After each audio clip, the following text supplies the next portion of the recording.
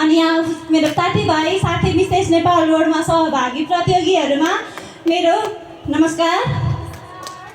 म चाहिँ विनिता अधिकारी, प्रतियोगी अङ्क 16 पूर्वकै फेमस कोशी प्रदेशलाई प्रतिनिधित्व गर्दैछु। आज चाहिँ म सानो स्ट्यान्डअप कमेडी गर्न गइरहेको छु।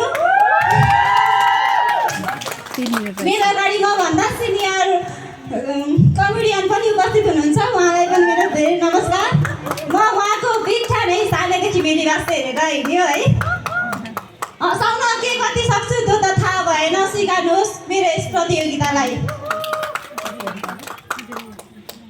अहिले भर्खरै भएको आन्दोलनमा हेरिकन चाहिँ है, पत्रकारहरूको प्रश्न त्यस्तै हुन्छ अनि मन्त्रीजीहरूको उत्तर पनि त्यस्तै हुन्छ क्या।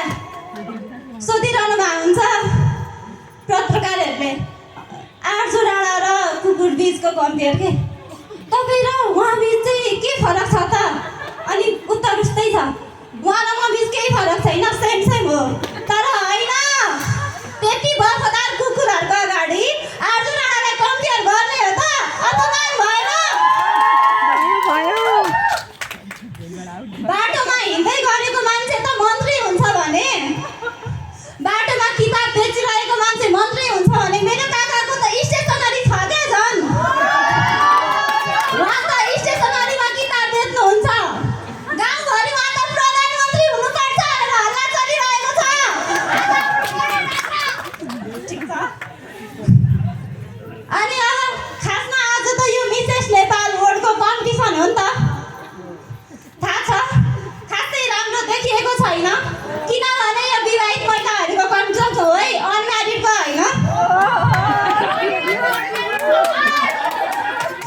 अब कम्पिटिसनमा आउनको लागि तयार भएर बसिरहेको थिएँ, बच्चालाई चाहिँ पिसाब लाग्यो अरे क्या। मम्मी मलाई पिसाब आयो भने, हेर्नु न यहाँ मेरो एक साइडमा दागै छ। धन्न दिशा आउने बेलामा चाहिँ बुढा आइपुग्नु भएन, कम्पिटिसनमा आइपुगे। हाम्रो निर्मला म्यामलाई हेर्नु न, उहाँको त झन् दुईतिर दाग छ क्या, जुम्ला छोराछोरी हुन नि गाह्रो छ नि हौ। यो मिस नेपाल अनि मिसेस नेपालमा खासै फरक त छैन। मिस नेपाल भन्नाले अविवाहित महिला बुझिन्छ भने मिसेस नेपाल भन्नाले चाहिँ विवाहित महिला बुझिन्छ। तर मिस नेपाल भन्नाले कति ओढेर बुझिन्छ भने मिसेस नेपाल भन्नाले चाहिँ कति ओढा भन्ने बुझिन्छ त।